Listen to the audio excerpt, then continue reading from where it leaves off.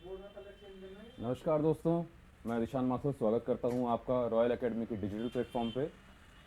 ये आज demo class organise की है और 1 फरवरी से ऑफलाइन क्लासेस रेगुलरली चालू हो जाएंगी। तो मैं उम्मीद करता हूं कि आपको क्लासेस पढ़ाने का तरीका, सिलेबस और सभी तरह का स्टडी मटेरियल पसंद आएगा और जल्दी से जल्दी आप रजिस्ट्रेशन करके 1 फेब से ऑफलाइन क्लासेस ज्वाइन कीजिए। क्योंकि डेमो क्लास है, पहली क्लास है, तो सिलेबस के स्टार्टिंग से शुरू करते हैं। आज हम बेसिक फर्स्ट चैप्टर स्टार्ट करते हैं अपने फायर सेफ्टी के सिलेबस से। इसमें हम जानेंगे कि आग क्या है, कैसे फैलती है, किस तरह से क्लासिफाई करी जाती है, स्टेट ऑफ मैटर क्या होते हैं, उनके गुण क्या हैं, उनकी प्रॉपर्टीज़ क्या हैं। चलिए शुरू करते हैं पहली डेफिनेशन से, पहली परिभाषा से। तो स्टार्ट करते हैं, आग क्या है, फायर क्या है।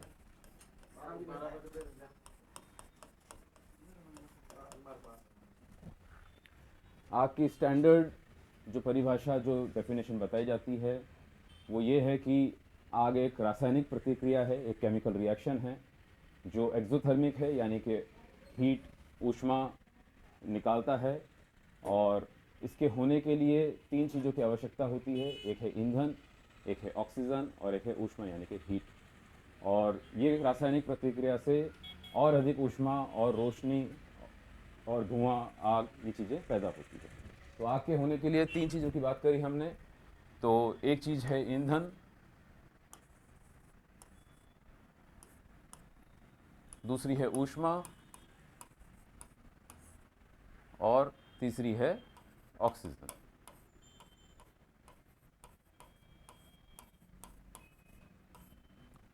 सो फ्यूल, हीट और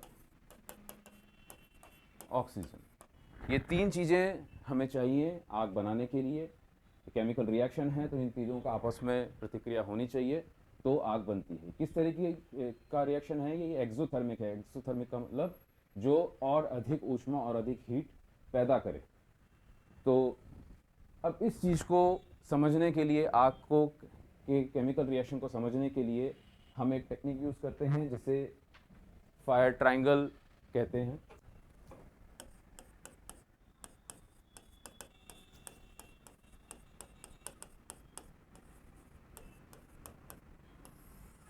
ट्रायंगल मतलब त्रिकोण, त्रिकोण मतलब जिसकी 3 भुजाएं हों। तो जैसा एक त्रिकोण होता है ऐसा एक त्रिकोण, इसके लिए 3 चीज़ों की आवश्यकता है। तो एक है ईंधन यानी कि फ्यूल, एक है ऑक्सीजन और एक है हीट यानी कि ऊष्मा। ये 3 चीज़ें अगर मिलती है तो आग बनती है, आग की प्रतिक्रिया होती है। ये 3 चीज़ें एक निश्चित मात्रा में होगी तो ही आग बनेगी। अगर ये कम या ज़्यादा हैं, हर पदार्थ की अलग अलग होगी, अगर ऐसा है तो आग नहीं बनेगी। अब ये 3 चीज़ें आपस में मिली, जितना ईंधन चाहिए उतना ईंधन, जितनी ऑक्सीजन की आवश्यकता है उतनी ऑक्सीजन, और जितना हीट चाहिए, जितनी ऊष्मा चाहिए उतनी ऊष्मा मिलेगी, तो आग की प्रतिक्रिया हो रही है। अब इसी चीज़ में, इसको हम फायर ट्रायंगल कहते हैं। ये सबसे बेसिक सिद्धांत है फायर साइंस का, फायर इंजीनियरिंग का। इसी चीज़ को थोड़ा सा और आगे बढ़ाते हैं तो एक टर्मिनोलॉजी आती है जिसको हम कहते हैं फायर का टेट्राहेड्रन।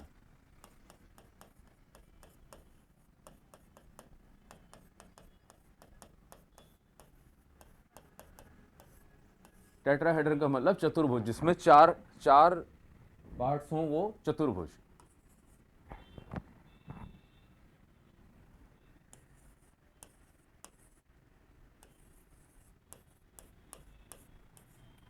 तो ये त्रिकोण में तीन तीन साइड्स हैं, तो चतुर्भुज में 4 साइड्स हो जाएंगी। इसका आकार, इसका शेप आप कैसा भी बना सकते हैं, वो ज़रूरी नहीं है। ज़रूरी ये है कि इसमें क्या क्या है वो जानना आवश्यक है। तो 3 तो यही हैं, जैसे एक फ्यूल है यानी कि ईंधन, एक ऑक्सीजन है, एक ऊष्मा है, हीट। ये जो चौथा है इसका नाम है चेन रिएक्शन।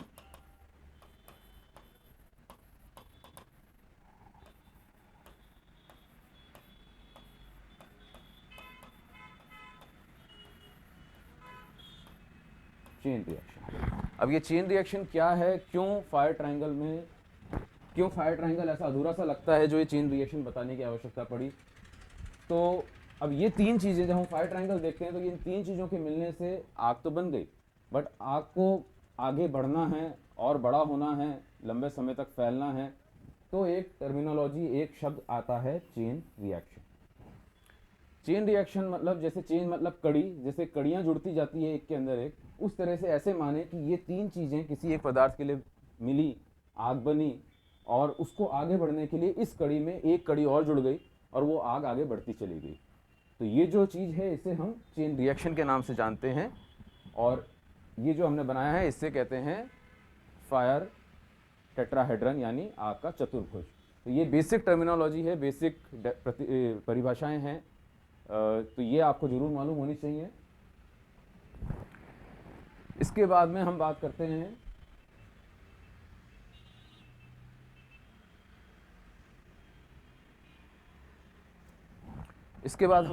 हैं कि आग किस तरह से फैलती है, स्प्रेड ऑफ फायर किस तरह से होता है। तो इसकी तीन टेक्निक्स हैं आग के फैलने की।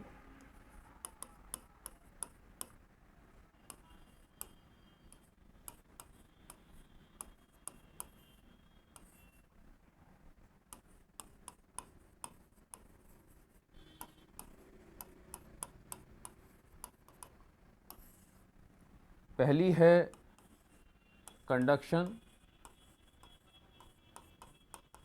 इसको हिंदी में कहते हैं संचलन।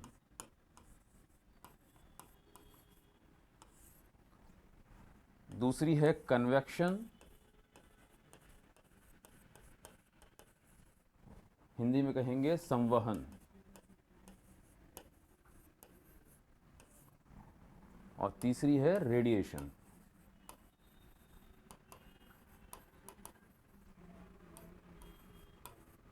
इसे हिंदी में कहेंगे विकिरण। ये तीन टेक्निक्स हैं, तीन तरीके हैं जिससे आग एक जगह से दूसरी जगह फैलती है। कंडक्शन, कन्वेक्शन, रेडिएशन, या संचलन, संवहन और विकिरण। अभी ये जो संचलन है ये ठोस पदार्थों में, सॉलिड्स में होता है।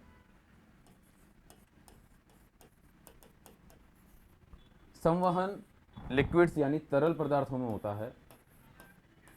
और विकिरण के लिए किसी भी पदार्थ की आवश्यकता नहीं है, ये बिना किसी पदार्थ के हुए भी हो सकता है। और इन तीनों तरीकों से आग एक जगह से दूसरी जगह फैलती है। अब हम ये देखेंगे कि संचलन, संवहन, विकिरण किस तरह से होते हैं और इनके होने का क्या तरीका है।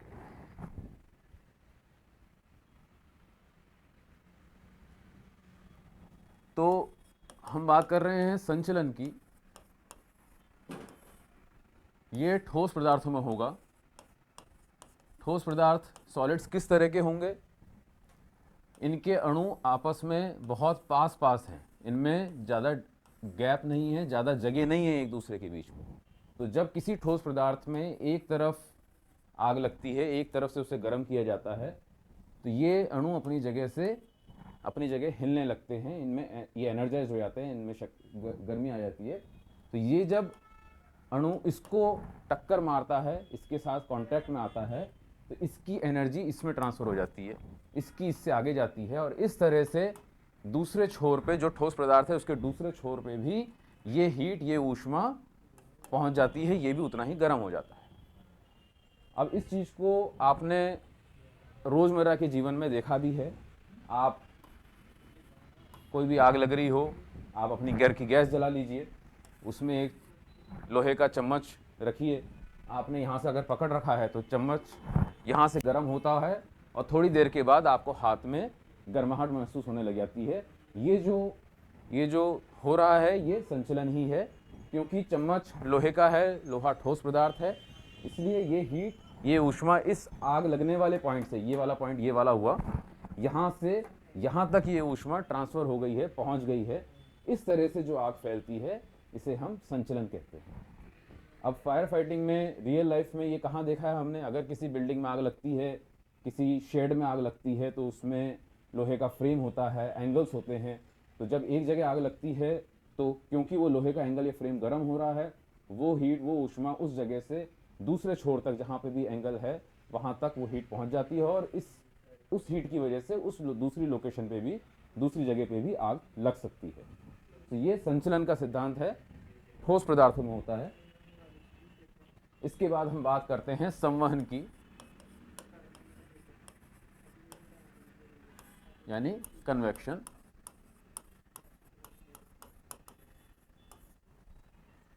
संवहन तरल पदार्थ में होता है या गैस में होता है। लिक्विड्स और गैसेस में संवहन की प्रतिक्रिया, संवहन का सिद्धांत लागू होता है हीट को एक जगह से दूसरी जगह पहुंचाने के लिए, आग को फैलाने के लिए। अब ये किस तरह से काम करता है? मान लीजिए आपके पास एक बर्तन है, इसमें एक तरल पदार्थ भरा हुआ है। आप यहाँ से इसको हीट दे रहे हैं, ऊष्मा दे रहे हैं, गर्म कर रहे हैं। तो ये जो तरल पदार्थ है, इसको जब हम देखते हैं तो इसके अणु थोड़े दूर दूर होते हैं, ठोस पदार्थ की जैसे एकदम पास पास चिपके हुए नहीं होते। तो इसके अणुओं में आपस में जगह होती है, गैप होता है। तो जब आप एक जगह से इसको हीट करना शुरू करते हैं तो ये जो अणु है, अगर ये गर्म हो जाता है तो ये इस यहाँ से ऊपर की तरफ जाता है। लिक्विड के अंदर ये अणु नीचे से ऊपर की तरफ जाता है और जो ठंडे अणु हैं वो नीचे की तरफ आने लग जाते हैं। तो एक साइकिल जैसी बन जाती है कि गर्म अणु नीचे से ऊपर की तरफ जाते हैं और ठंडे अणु नीचे की तरफ आते हैं और एक तरह से एक मूवमेंट चालू हो जाता है। इसको बोलते हैं कन्वेक्शन करंट। ये शब्द को याद रखेंगे।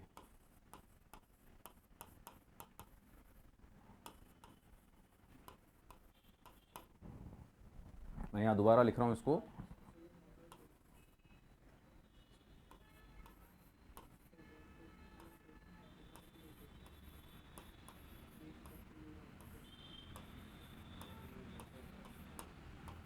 कन्वेक्शन करंट, ये शब्द याद रखेंगे, ये टर्मिनोलॉजी याद रखेंगे।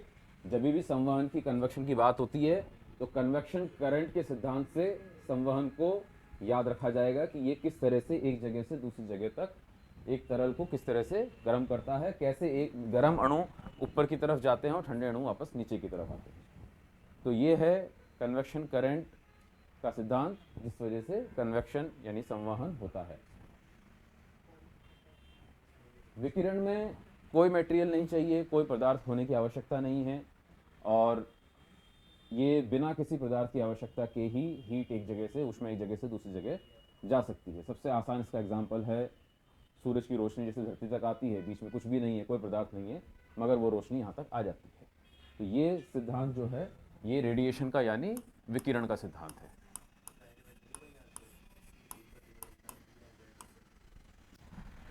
तो ये तीन टेक्निक से, तीन तरीकों से आग एक जगह से दूसरी जगह फैलती है। संचलन, संवहन, विकिरण। संचलन ठोस पदार्थों में होता है, संवहन तरल व गैसों में होता है, विकिरण के लिए किसी पदार्थ की आवश्यकता नहीं है। अधिकतर जगहों पर जब आग लगती है तो ये तीनों सिद्धांत एक साथ काम करते हैं। कोई ज़्यादा कम हो सकता है बेशक, मगर तीनों सिद्धांत रियल लाइफ में, असली जीवन में एक साथ काम करते हैं। इसके बाद हम बात करेंगे आग को बुझाने के तरीकों की, टेक्निक्स फॉर एक्सटिंग्विशिंग फायर।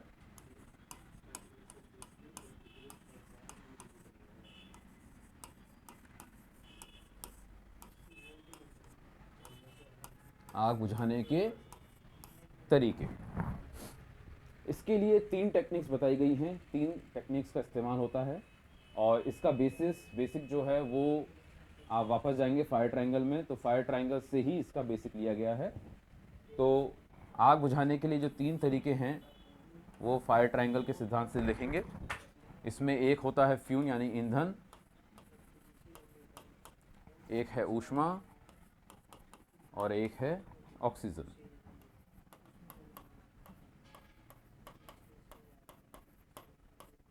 इन तीन चीज़ों को एक एक करके जब हम आग में से हटा देते हैं तो आग बुझ जाती है। इस सिद्धांत के आधार पर तीन तरीके आग बुझाने के बताए गए हैं। पहला जो तरीका है आग बुझाने का उसे कहते हैं स्टारवेशन।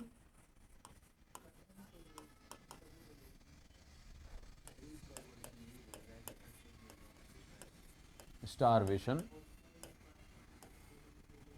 दूसरा जो तरीका है इसका नाम है स्मूदरिंग।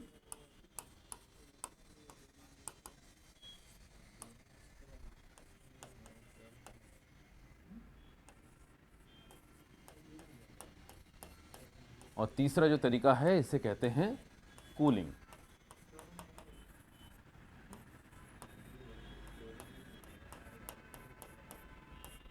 स्टार्वेशन, स्मूदरिंग, कूलिंग, ये तीन तरीके हैं आग बुझाने के। स्टार्वेशन जो शब्द है इसका मतलब होता है भूखा मारना या भूखों मारना।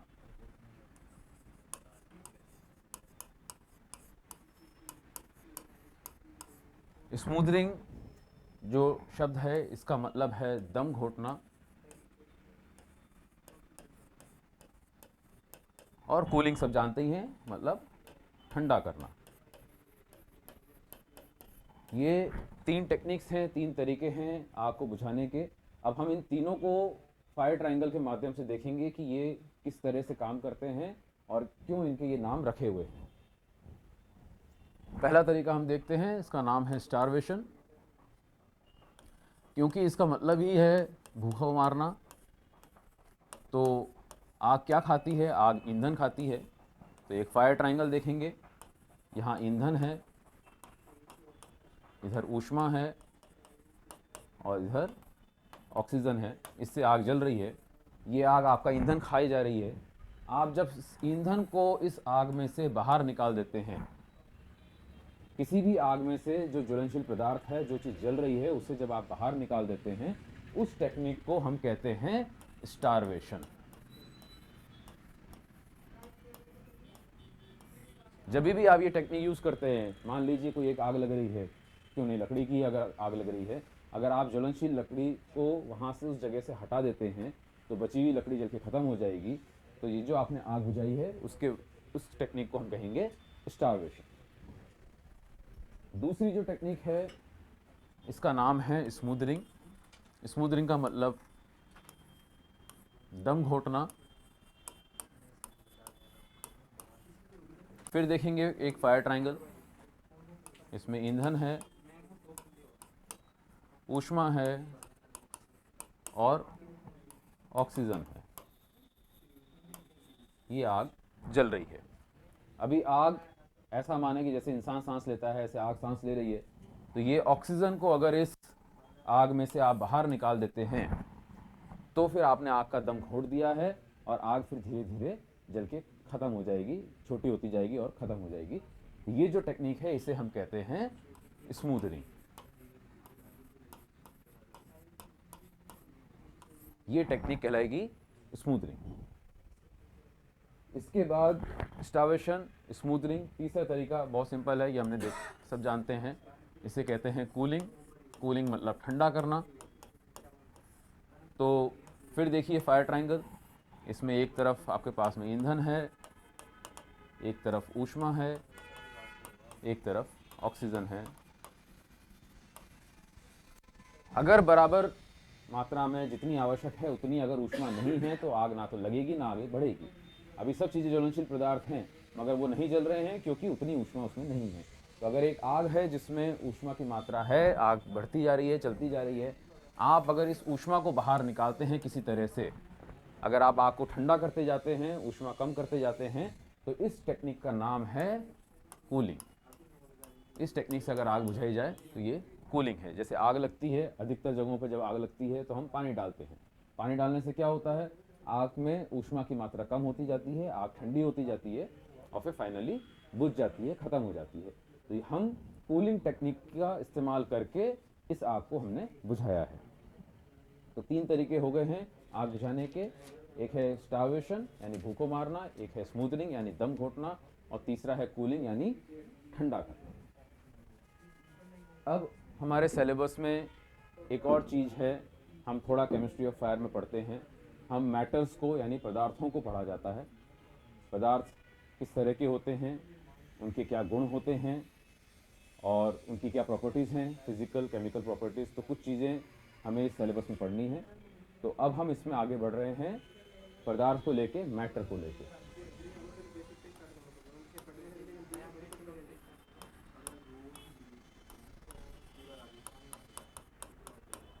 पदार्थ यानी मैटर।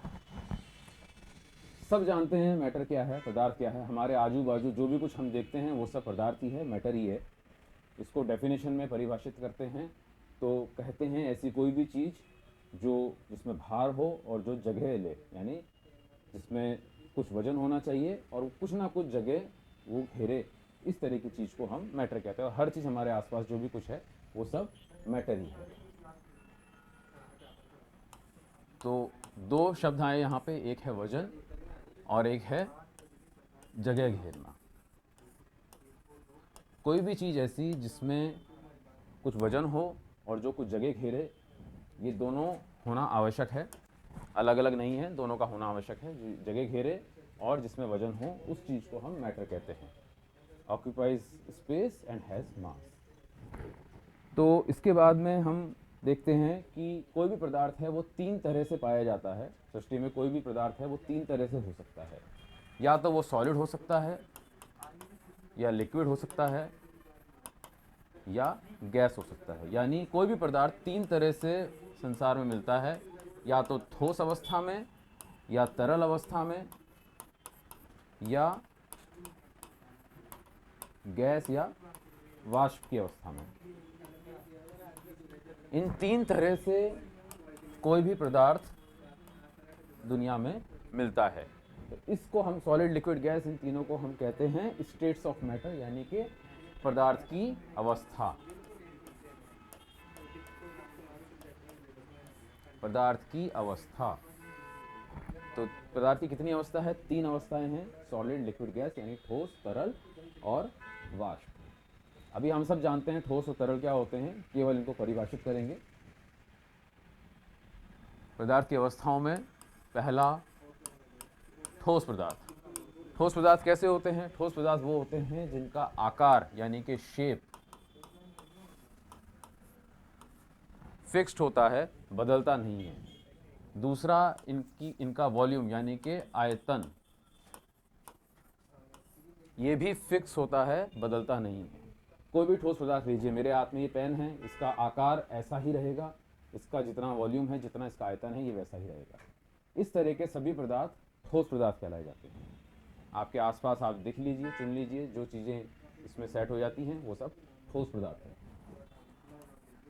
दूसरी अवस्था है तरल पदार्थों की, तरल अवस्था है पदार्थ की। ये कैसे होते हैं? इनका आकार फिक्स नहीं होता, आकार फिक्स नहीं होता, मगर आयतन फिक्स होता है।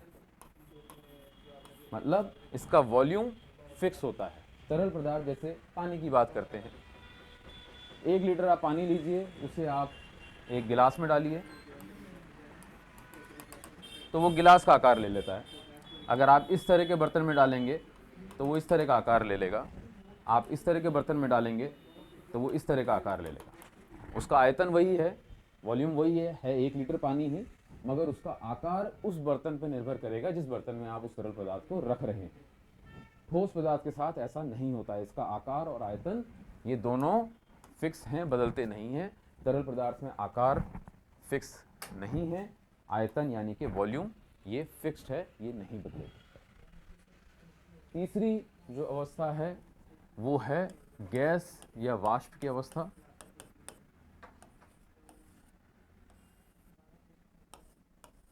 गैस या वाष्प की अवस्था में ना तो आकार और ना आयतन,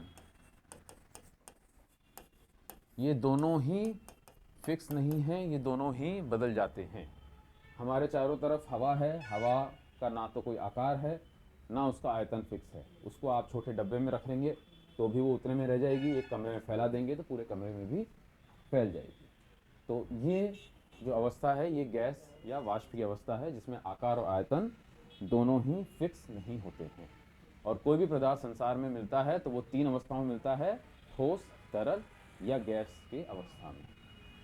इसके बाद में हमें पढ़ना है कि क्या प्रॉपर्टीज़ होती है मैटर की, किसी भी तरह के पदार्थ की क्या गुण होते हैं। ये गुण जो हैं ये हमें किसी भी पदार्थ को पहचानने में, जानने में मदद करते हैं। और ये क्या हैं, किस तरह के होते हैं और हमारे सिलेबस में क्या क्या चीज़ें हैं वो हम आगे देखेंगे। इसके बाद हम बात कर रहे हैं प्रॉपर्टीज ऑफ मैटर की, यानी कि पदार्थ के गुणों की। पदार्थ के गुण दो तरह के होते हैं, एक फिजिकल होते हैं, फिजिकल प्रॉपर्टीज, एक होती है केमिकल प्रॉपर्टीज। फिजिकल है भौतिक गुण या रासायनिक गुण।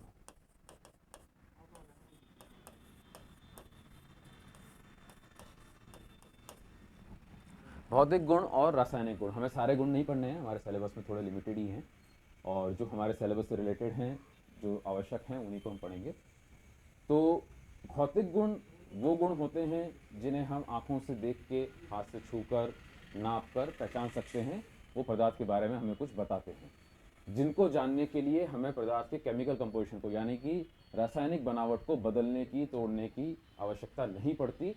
इस तरह के गुणों को हम कहते हैं भौतिक गुण, यानी कि फिजिकल प्रॉपर्टीज़ एक मटेरियल की। ये हर मटेरियल की, हर पदार्थ की अलग अलग होंगी, ये कांस्टेंट नहीं है।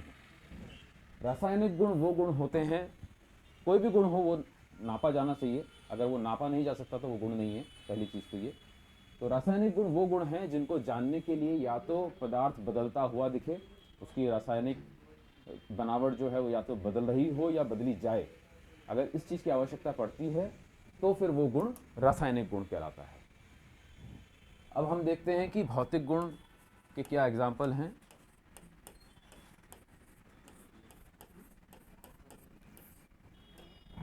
बहुत आसान है, हम अपने आसपास चीज़ों को जैसे पहचानते हैं, तो चीज़ों का आकार एक भौतिक गुण होता है, वजन एक भौतिक गुण है, आयतन एक भौतिक गुण है। इस तरह के जो गुण हैं जिनके लिए आपको उसके रासायनिक बनावट को बदलने की आवश्यकता नहीं पड़ती, इस तरह के गुण भौतिक गुण हैं। तो वजन हो सकता है, आयतन हो सकता है, ये इस तरह के जो गुण हैं ये भौतिक गुण कहलाते हैं। रासायनिक गुण में एक गुण होता है ज्वलनशीलता, जैसे हम कहते हैं कि पेट्रोल ज्वलनशील है या डीजल ज्वलनशील है, तो ये ज्वलनशील होना एक रासायनिक गुण है।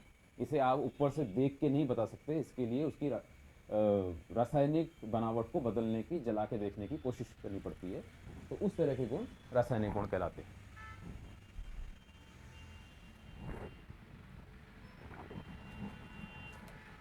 अब भौतिक गुणों में पहला गुण जो हमने देखा था, फिजिकल प्रॉपर्टी में पहला जो गुण था वो है आयतन,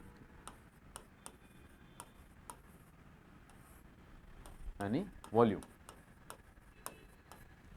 कोई भी चीज़ जो जगह घेरे, वो जगह घेरने का जो माप है वो आयतन है। कोई भी चीज़ जो ज़्यादा जगह घेरती है उसका आयतन ज़्यादा है, जो कम जगह घेरती है उसका आयतन कम है। अब ये हमें जानने की इसलिए आवश्यकता है क्योंकि फायर फाइटिंग में, फायर साइंस में पानी का इस्तेमाल काफ़ी होता है। पानी ऐसे ही नहीं रखा जा सकता, उसके लिए किसी टैंक की, किसी कंटेनर की आवश्यकता होती है। तो कितना पानी आवश्यक होगा ये नापने की ज़रूरत पड़ती है। उसके लिए हमको ये पता होना चाहिए कि वॉल्यूम यानी आयतन को कैसे नापा जाता है। तो एक एग्जांपल के तौर पे लेते हैं कि एक टंकी है जो इस प्रकार की है, इस प्रकार की एक टंकी है। इसकी लंबाई मान लेते हैं 1 मीटर है, इसकी चौड़ाई मानते हैं 1 मीटर है, और इसकी ऊंचाई भी 1 मीटर मानते हैं। इस प्रकार का जो टैंक है, इस प्रकार का जो टैंक आपने बनाया है 1 metre by 1 metre by 1 metre का, इसका आयतन यानी इसकी जो वॉल्यूम है वो 1 मीटर क्यूब माना जाता है। 1 मीटर क्यूब इसका वॉल्यूम माना जाता है। क्यों? क्योंकि जब आप इसका आयतन निकालेंगे तो इसकी लंबाई को चौड़ाई से और ऊंचाई से गुणा कर देंगे, तो ये जो निकलेगा ये इस टंकी का, इस टैंक का आयतन यानी कि वॉल्यूम होगा। तो 1 metre by 1 metre by 1 metre को आपस में गुणा करते हैं तो 1 मीटर क्यूब वॉल्यूम आता है। ये बहुत बेसिक मैथमेटिक्स का फॉर्मूला है, तो ये आपको याद रहना चाहिए, इसका मतलब समझ में आना चाहिए, और इस तरह के टैंक का आयतन नापना, वॉल्यूम नापना हमको आना चाहिए। अब इसके अंदर अगर आप इस पूरे को पानी से भर देते हैं तो वो टोटल पानी जो होगा वो इसके आयतन के बराबर होगा। जो कि 1 मीटर क्यूब पानी कहलाया जाएगा। अब रोज़ की ज़िंदगी में हम पानी को, तरल पदार्थों को लीटर में भी नापते हैं। जैसे हम पानी की बोतल खरीदने जाते हैं तो हम कहते हैं 1 लीटर पानी दे दीजिए। तो 1 लीटर पानी 1 मीटर क्यूब में, याद रखेंगे, 1000 लीटर पानी आता है। ये सिर्फ पानी के लिए सत्य है, सब तरल पदार्थों के लिए ये सच नहीं है। तो ये चीज़ आप याद रखेंगे कि 1 मीटर क्यूब पानी 1000 लीटर पानी होता है। ये चीज़ याद रखने की है, ये हमेशा याद रखा जाएगा। अब हमने देखा कि आयतन जो है इसको नापने के लिए एक यूनिट, एक इकाई हो गई लीटर, इंग्लिश में लीटर लिखते हैं। दूसरी हो गई क्यूबिक मीटर, जिसका हमने अभी उदाहरण देखा था कि 1 metre by 1 metre by 1 metre का टैंक हो तो इतने आयतन को 1 मीटर क्यूब हम कहते हैं। ठीक है, इसके बाद बात करते हैं दूसरी फिजिकल यूनिट की, जो है वजन।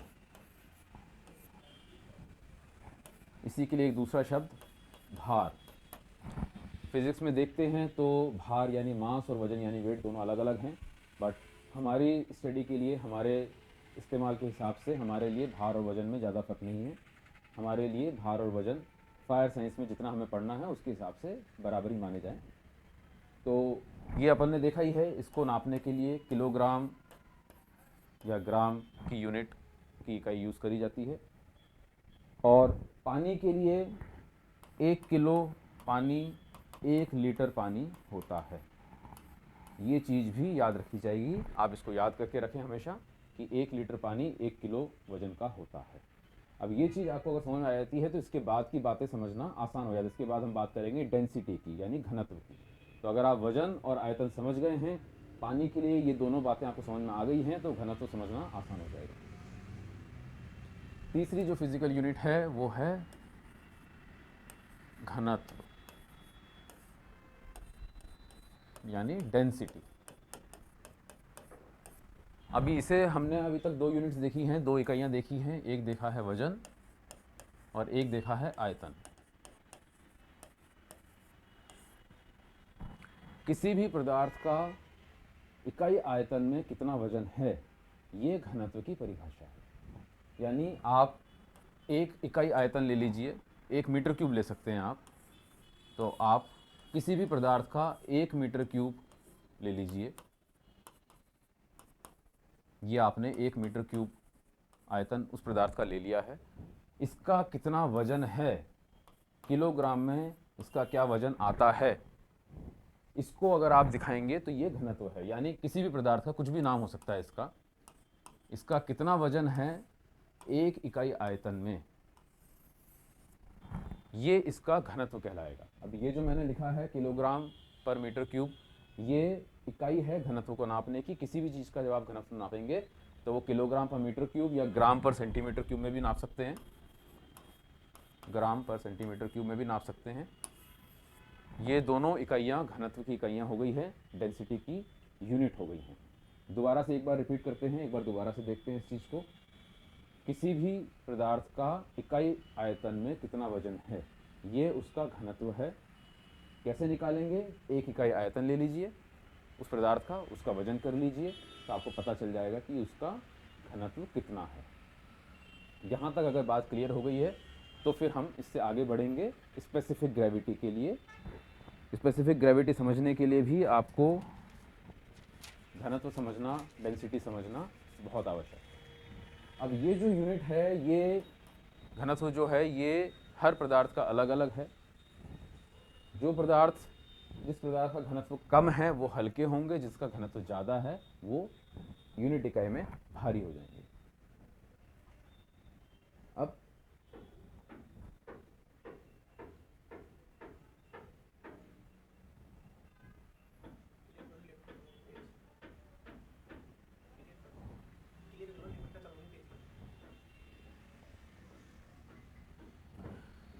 अब हमने अभी घनत्व की बात करी थी, डेंसिटी की बात करी है हमने देखा कि कितना वजन किसी पदार्थ का है 1 इकाई आयतन में। अब अगर हम ये नापना चाहें कि अलग अलग पदार्थ, कौन से पदार्थ एक दूसरे के बनस्पत में कितने भारी या हल्के हैं, तो उसके लिए हम एक फिज़िकल प्रॉपर्टी, एक भौतिक गुण का इस्तेमाल करते हैं जिसे हम कहते हैं स्पेसिफिक ग्रेविटी।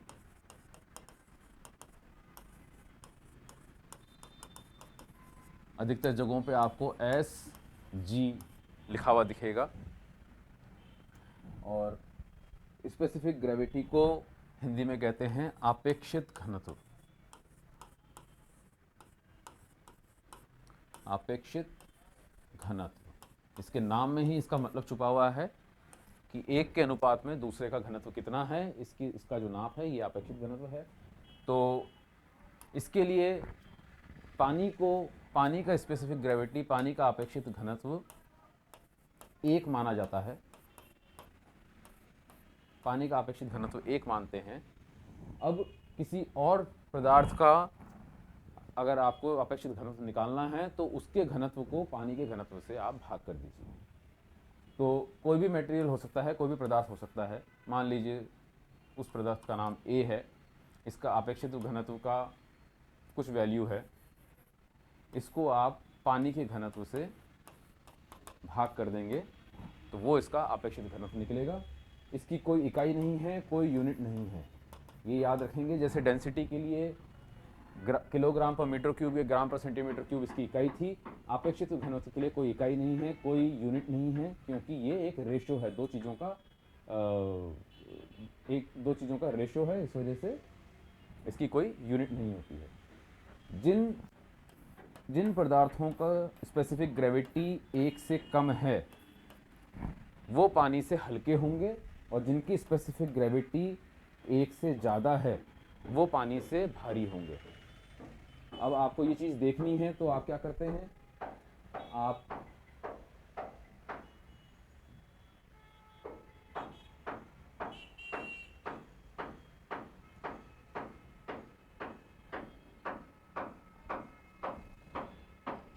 जब आपको ये देखना हो कि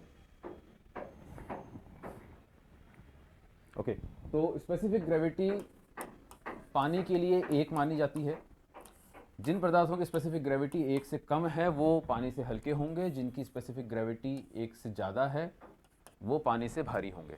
अब ये चीज़ हमें देखनी है तो हम कहाँ देखते हैं, अगर आप एक तेल का पैकेट खरीदते हैं तो उसमें जब आप वजन देखते हैं तो 1 किलो नहीं लिखा होता, थोड़ा कम होता है, 980 ग्राम लिखा हुआ होता है, 1 किलो नहीं होता है।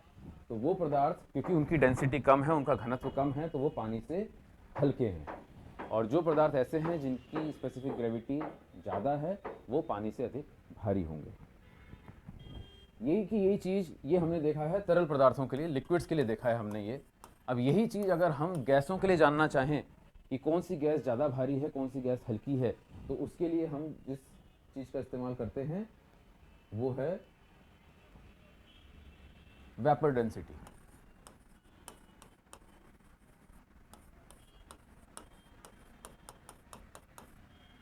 इसको हिंदी में कहते हैं वाष्प घनत्व। वाष्प घनत्व। जैसे हमने स्पेसिफिक ग्रेविटी में पानी को रेफरेंस लिया था, हमने पानी को 1 माना था कि पानी की स्पेसिफिक ग्रेविटी 1 है और बाकी पदार्थ उससे हल्के या भारी हो सकते हैं। वैसे ही वाष्प घनत्व में या तो हाइड्रोजन या फिर हवा यानी कि एयर,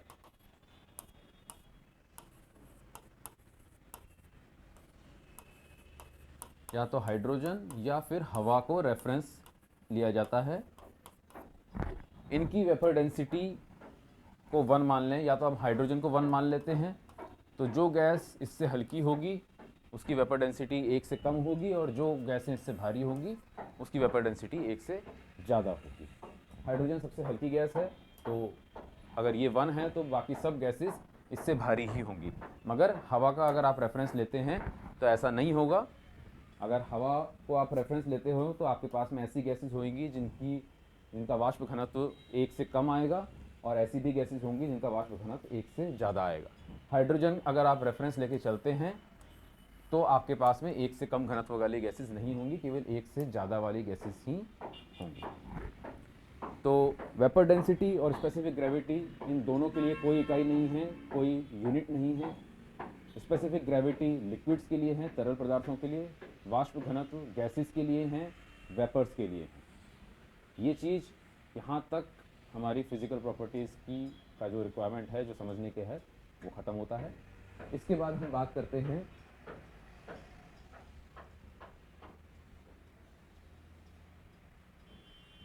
बात करते हैं टेम्परेचर की, यानी ताप की। टेम्परेचर को नापने के लिए बहुत सारी यूनिट्स हैं। सबसे कॉमन यूनिट डिग्री सेल्सियस है।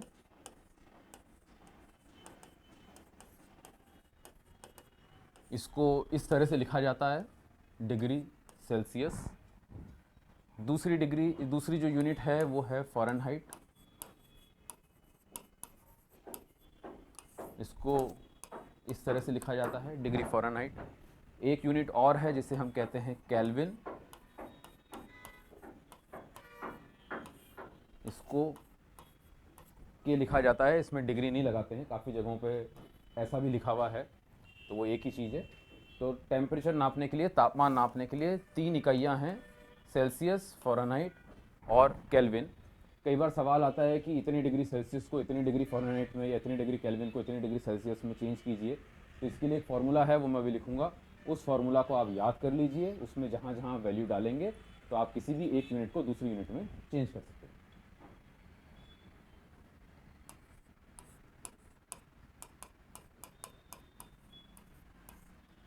ये सेल्सियस से फ़ारेनहाइट में चेंज करने का फॉर्मूला है। अगर आपके पास में डिग्री सेल्सियस में तापमान दिया हुआ है और कहें कि फ़ारेनहाइट में निकालना है, तो आप उस तापमान को यहाँ पर लिख दीजिए। इसकी गणित जब आप सॉल्व कर लेंगे तो आपके पास में F की वैल्यू आ जाएगी। अगर फ़ारेनहाइट में तापमान दिया हुआ है, डिग्री सेल्सियस निकालने के लिए कहा है, तो आप इस जगह पे वो वैल्यू लिख दीजिए। गणित को सॉल्व करेंगे तो C की वैल्यू निकल जाएगी। ये सेल्सियस और फ़ारेनहाइट को एक दूसरे में चेंज करने का फॉर्मूला है। टेम्परेचर्स में जो पदार्थ हैं उनके लिए कई तरह के टर्मिनोलॉजी है टेम्परेचर्स की, जो अपने सिलेबस में है, जैसे flash point, fire point, ignition temperature. अब हम बात करेंगे इनकी परिभाषाओं की, ये क्या हैं, क्यों हैं, इनसे हमें क्या मालूम पड़ता है। तो पहला एक टर्म यूज़ होता है वो है फ्लैश पॉइंट।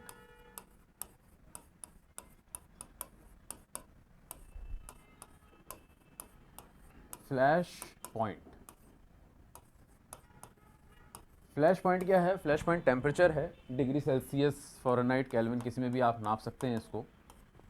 हर पदार्थ का अलग अलग होगा।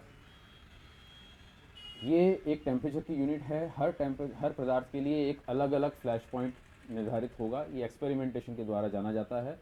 आपको कुछ रासायनिक प्रतिक्रिया करनी पड़ेगी, एक्सपेरिमेंट करना पड़ेगा, उसके बाद आपको ये वैल्यू फ्लैश पॉइंट मालूम पड़ेगा।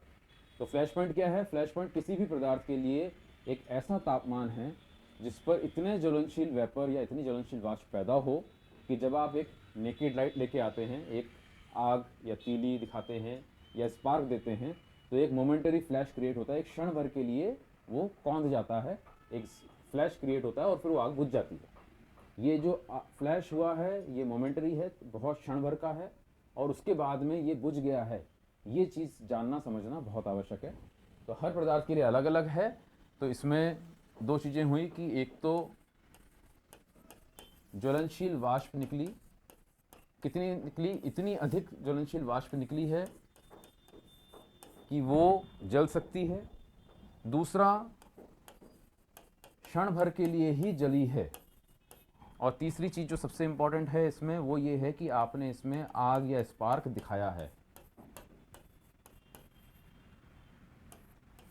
आग या स्पार्क आपने दिखाया है, ये जानना, ये याद रखना बहुत ज़रूरी है, क्योंकि जब हम इग्निशन पॉइंट देखेंगे तो वहाँ समझ में आएगा कि वहाँ पे ये चीज़ नहीं होती है।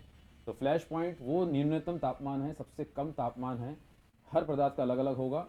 वह न्यूनतम तापमान है जिस पर वो पदार्थ इतनी ज्वलनशील वाष्प पैदा करे कि आप जब उसमें कोई नंगी आग या स्पार्क दिखाते हैं तो वो क्षण भर के लिए कौंध जाता है और फिर बुझ जाता है। ये तापमान फ्लैश पॉइंट कहलाता है। हर ज्वलनशील पदार्थ के लिए एक तापमान निश्चित होगा।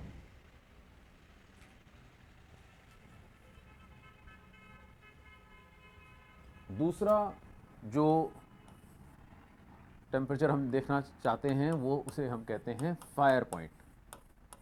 फ्लैश पॉइंट और फ्लैश पॉइंट के बाद फायर पॉइंट।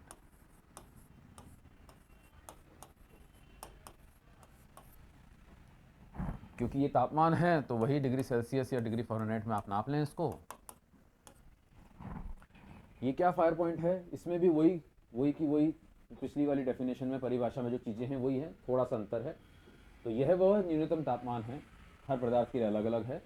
यह वह न्यूनतम तापमान है जिस पर वह पदार्थ इतनी ज्वलनशील वाष्प पैदा करता है कि जब वह स्पार्क या आग के कांटेक्ट में आता है तो वो जलता है और जलता चला जाता है। फ्लैश पॉइंट में एक क्षण भर का एक फ्लैश हुआ था, क्षण भर के लिए कौंधा था और बुझ गया था। यहाँ पे ये तापमान इतना अधिक है, फ्लैश पॉइंट से ज़्यादा ही होगा हमेशा फायर पॉइंट। तो ये तापमान इतना है कि वह जलता है और जलता चला जाता है, कंटिन्यूसली बर्न होता रहता है, रुकता नहीं है। ये टेम्परेचर फायर पॉइंट कहलाता है। तो वही चीज़ें हैं कि ज्वलनशील वाष्प बनी है, ज्वलनशील वाष्प बनी है, इतनी बनी है कि जब आप एक आग या स्पार्क दिखाते हैं उसे तो वह जलता है और जलता चला जाता है।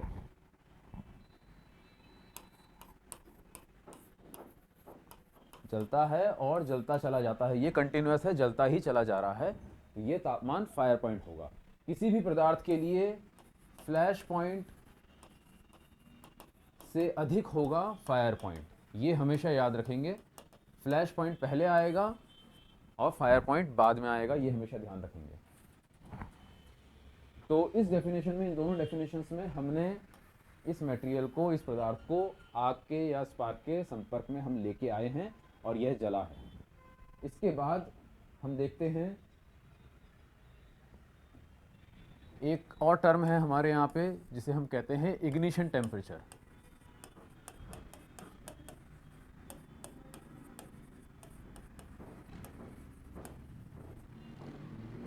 इग्निशन,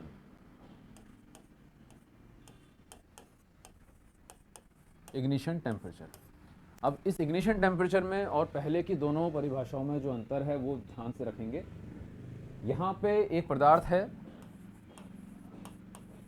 उसे ऊष्मा दी जा रही है, उसे हीट किया जा रहा है, उसका तापमान बढ़ रहा है, इतना बढ़ रहा है कि उसने कुछ ज्वलनशील वाष्प पैदा करी।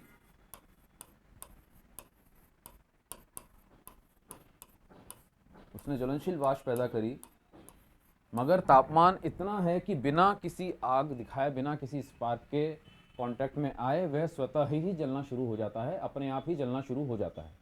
अभी यहाँ एक टर्म का इस्तेमाल किया गया है, स्वतः जलना। स्वतः जलना, स्वतः प्रज्वलित होना। तो ये जो शब्द है, यहाँ पे एक शब्द और आएगा जिसे हम कहते हैं स्पॉन्टेनियस कंबशन, इसे भी याद रखेंगे।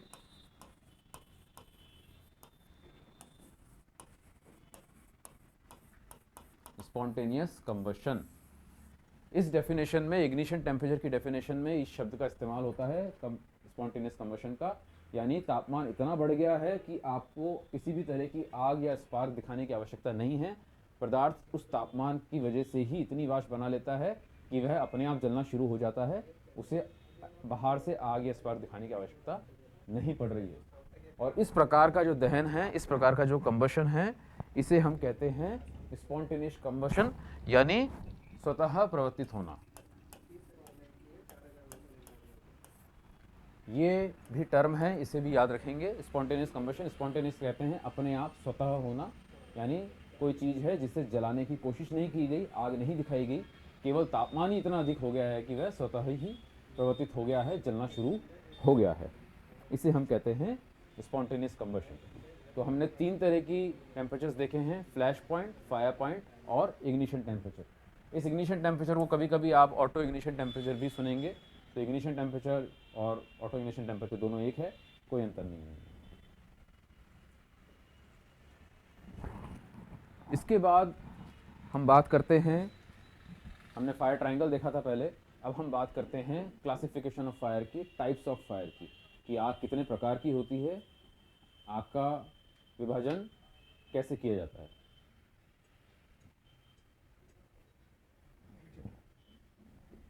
तो आज की क्लास हम यहीं पे ख़त्म करते हैं। अगली क्लास में हम देखेंगे कि क्लासिफिकेशन ऑफ फायर किस तरह से होता है, किस आधार पर आग का विभाजन किया जाता है, उनको बुझाने की क्या टेक्निक्स होती हैं, वो कौन सी क्लास के लिए कौन सी टेक्निक ज़्यादा सूटेबल है, ज़्यादा अच्छी है। उसके बाद हम बात करेंगे फायर फाइटिंग मीडिया की, क्या क्या होते हैं, क्या क्या पदार्थ होते हैं जिनसे आग को बुझाया जाता है, किस टाइप के एक्सटिंग्विशर्स होते हैं। सो आज की क्लास यहीं ख़त्म करते हैं।